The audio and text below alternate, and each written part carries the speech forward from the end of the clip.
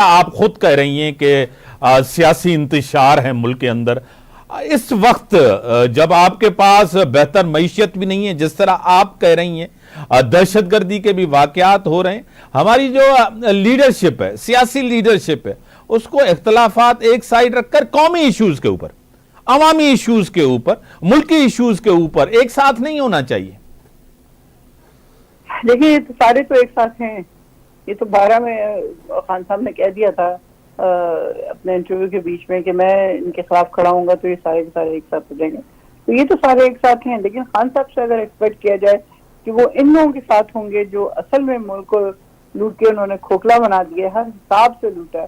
اب آپ دیکھیں دینے کو کچھ رہ نہیں گیا، تو ساری چیزیں جو ہیں وہ گروی رکھی جا رہی ہیں، بیچی جا رہی ہیں.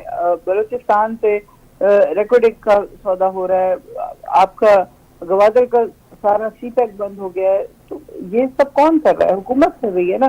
جو ہم $17 ارب ریزرو میں چھوڑ کے گئے تھے، یہ میں نہیں کری، یہ عائشہ غوث پاشا کے ہسبینڈ بات کر رہے ہیں. یہ خان صاحب $17 ارب روپے جو ہے وہ چھوڑ کے گئے ہوئے تھے ریزرو میں، اور اس کو ان لوگوں نے آتے ساتھ ہی 1.5 سال میں اس طرح غائب کیا ہے کہ وہ صرف جسے کہنا چاہیے اپنے اوپر خرچ کیا. سب سے پہلے تو یہ کہ اپنے مقدمے ختم کروائے، پھر اس کے بعد آپ جو بیوروکریٹس ہیں ان کو انتہائی کروڑ روپے کی گاڑیاں لے کے دی جا رہی ہیں.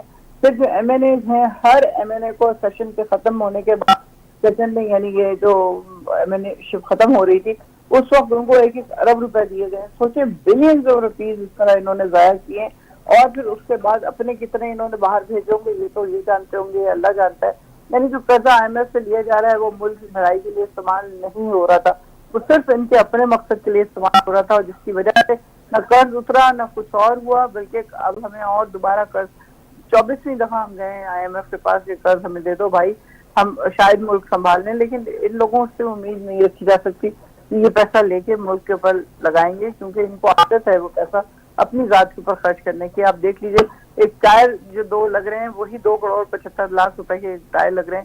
تو یہ اس قسم کی گاڑی رکھنے کی ضرورت کیوں ہے جس میں اتنے مہنگے آپ کو ٹائر لگانے پڑے؟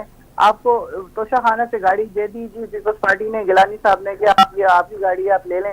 انہوں نے لے لی اور اس کو مینٹین کر رہی ہیں کس طرح 2.75 کروڑ کے ٹائر، صرف 2 ٹائر لگ رہے ہیں. تو یہ اس طرح نہیں ملک چلتے، اپنی ذات کو بہت پیچھے چھوڑنا پڑتا ہے، کبھی کہیں آگے جا کے بات بنتی ہے. ورنہ اگر ہم اپنی ذات کو سنوارنے میں لگے رہیں گے تو نہ ملک بنے گا نہ کچھ اور ہوگا. آپ ضرور سمجھ جائیں گے، اور جب پاکستان